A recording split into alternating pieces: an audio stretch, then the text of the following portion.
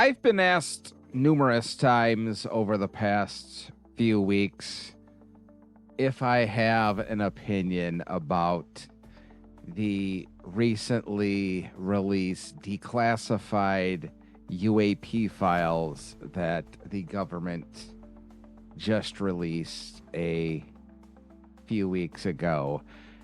And yes, I do have thoughts on it, but it's probably not going to be what most people think. Actually, watching and reading about what other people are having to say about all of this alleged released information is pretty close to being in lockstep with what I think as well. But I want to put a qualifier out there beforehand, before we get into all of this, because I go out of my way not to politicize predominantly this podcast. And people that know me personally know my political leanings, but I try to keep it out of this podcast. But in this case, I'm going to make a small exception. So if you don't agree with what I'm going to say throughout this podcast, that's fine. That's your right not to agree with me.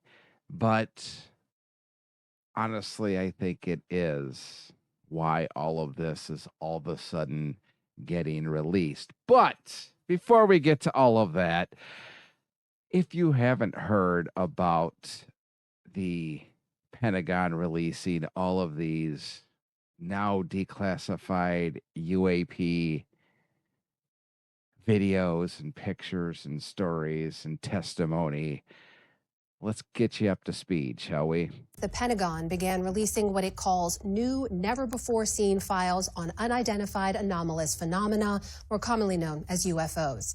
The files were released on the Pentagon's website. They include black and white imagery of flying objects, government reports, and transcripts from flight crews and NASA astronauts. In one, Buzz Aldrin describes seeing a fairly bright light source during the Apollo 11 mission. Officials say the public should draw their own conclusions on what the files mean in terms of alien life, though critics worry the videos could be misinterpreted. So that's essentially what it is anything that got released either doesn't really show anything, or if there is video, which there are a couple of videos that got released, it's stuff that has already been leaked, specifically by Jeremy Corbell with the now famous snowflake one, or whatever verbiage you want to use for it. He had released that a few years ago, so that wasn't anything that we'd never seen. Any of the other ones, like you heard in that news report, they're all black and white photos or stills or depictions of alleged classified information and some testimony like you heard there from Buzz Aldrin. So, well, let's just kind of get into it, shall we? You're hearing these eyewitness reports from military officials, intelligence officials, 3.5 feet, 4.5 feet, small in stature. They can walk. Why does this seem to be the common description of alien life? Well, we don't know until we have actual samples of this. That is, close encounters of the second kind. Not just visual hearsay, but real, authentic pound of flesh, the bodies, the wreckage of the flying saucers. That's close encounters of the second kind. Now, the bad part about Fox showing this clip right here while they're interviewing Michio Kaku is these were already clearly debunked. So they're kind of making a mockery about all of this already. And it does him a disservice because Michio Kaku has been one of the rare scientists that has spoken about the possibility, though he never comes out and says that he believes that UFOs have or are visiting our planet. He doesn't rule it out like most other scientists, or should I say professional scientists that make a living doing interviews and podcasts and whatnot. I'm not going to name names, but I think you've heard me mention his name before.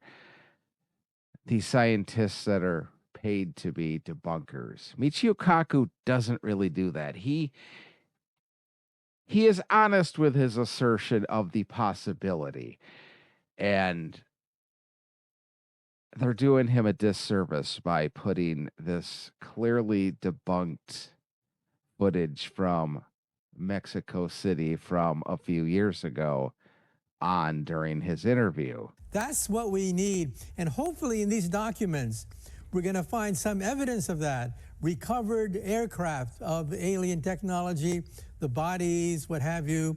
Hopefully in this mountain of declassified documents will be more than just...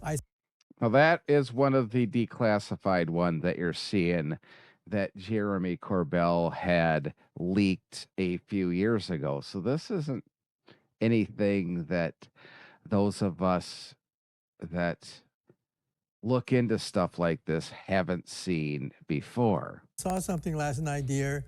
Maybe it's, hey, we have the body. We can do autopsies. We can look at the reverse engineer, the engine. That would be the turning point. And I hope that these files make that possible for the first time in history. There's reluctance to release everything because there's a competition between the Russians and the Chinese. There's an indication there could be a real fight for alternative energy sources. That could be tied into some of these missing scientists. What do you see there? Well, I see the fact that countries have to get access to energy, and that's what we do at Los Alamos National Laboratories, Jet Propulsion Laboratories. Look at sources of energy, fusion, fission, maybe even antimatter.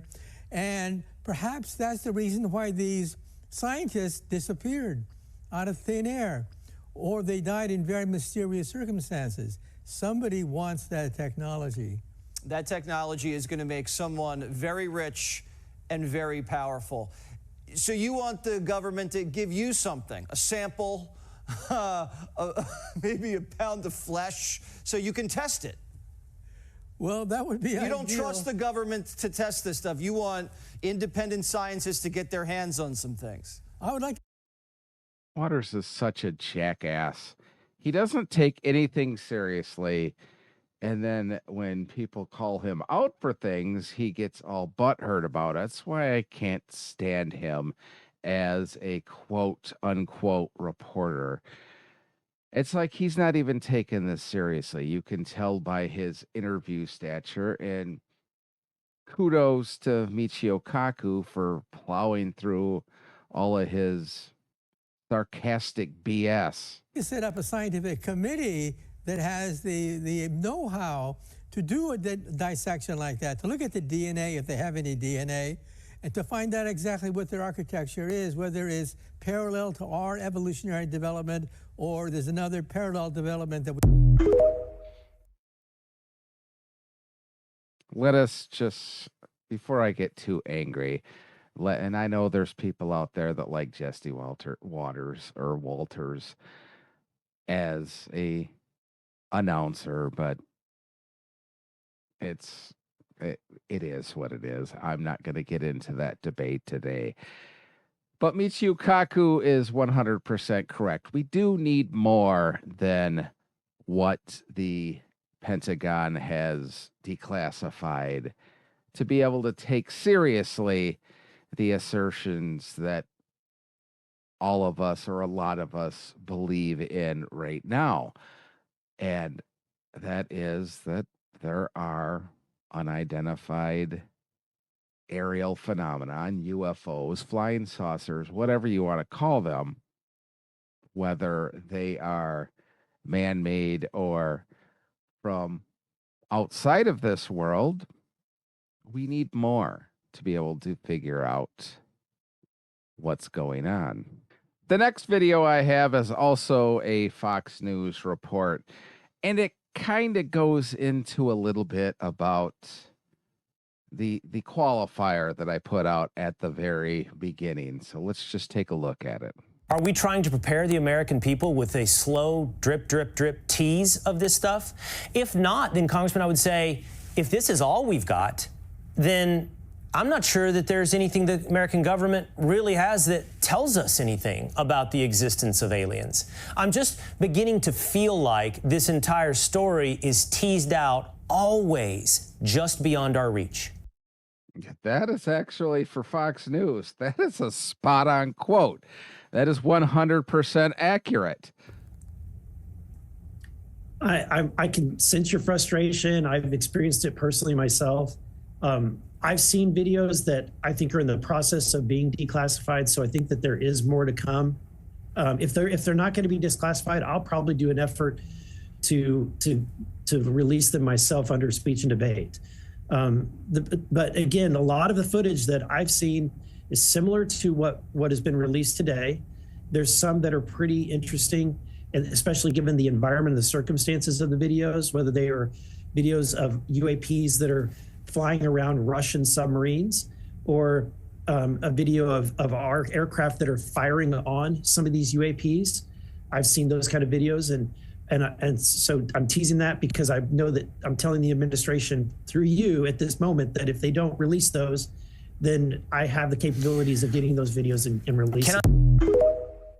And I really hope that him and other people in power do that if all of these files aren't released, because quite frankly, what got released isn't anything. It doesn't prove anything. You get a few handfuls of testimony and some extremely blurry videos. Nothing that even came close to the clarity of the stuff that got leaked in 2017. And if you believe all of this testimony, there are tons more, video and otherwise, that's still classified that can't be shown to the general public for reasons of national security.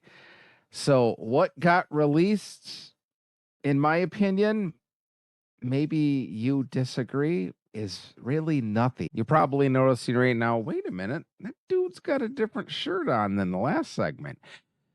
I didn't realize we had audio issues in that third segment when I uploaded it. It wasn't until somebody let me know about it. So I'm going to come on here and re-record the third segment so people can actually hear what I have to say. So apologies for that. And what do I think about this latest batch of disclosures by this administration? I don't think too much about it at all because, quite frankly, none of it is all that impressive. The only thing that is kind of cool is the snowflake video. And like I said, that was recorded a couple of years ago, or leaked a couple of years ago by Jeremy Corbell. But as far as everything else, nothing even comes close to the stuff that got leaked in 2017 that sort of reinvigorated people's interest in UFOs and all of that stuff. So what do I think this is?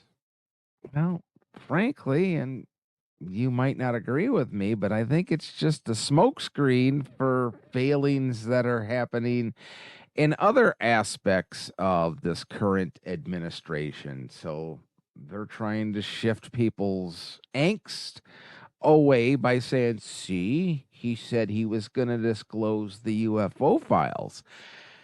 Well, I'm here to tell you, Do I know for an absolute fact? No, I don't. But I think we all know for a fact there is a hell of a lot more that could actually be declassified and released.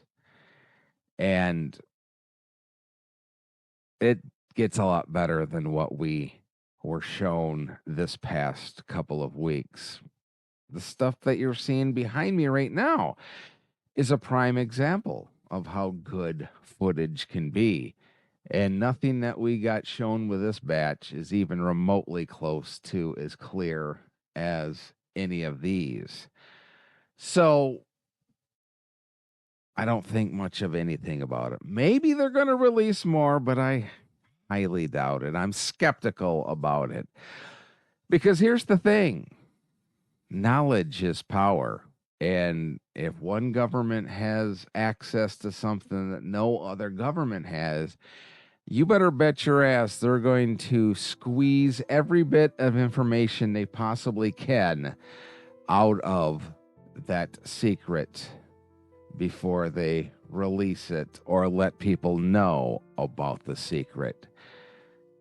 So, if the United States government, the military, has crashed UFOs or knows conclusively of the existence of alien spacecraft, they're not going to let their adversaries know that they have it until they get every advantage possible out of the knowledge of having that. And I'm sure our allies and even our enemies would or are doing the exact same thing as the United States. It's just a silly little game. Kind of proof that we're not a worldly society. We're still a nationonic society. But hey, I could totally be wrong. If I am, and you have a different opinion, let me know in the comments. And as always, if you enjoyed this podcast, don't forget to click like and subscribe. That way you're notified each and every time I publish a new episode. And as always, I don't have a closer for this podcast. So I think one that I use quite often is fitting for this one. The truth is out there. You just have to know where to look.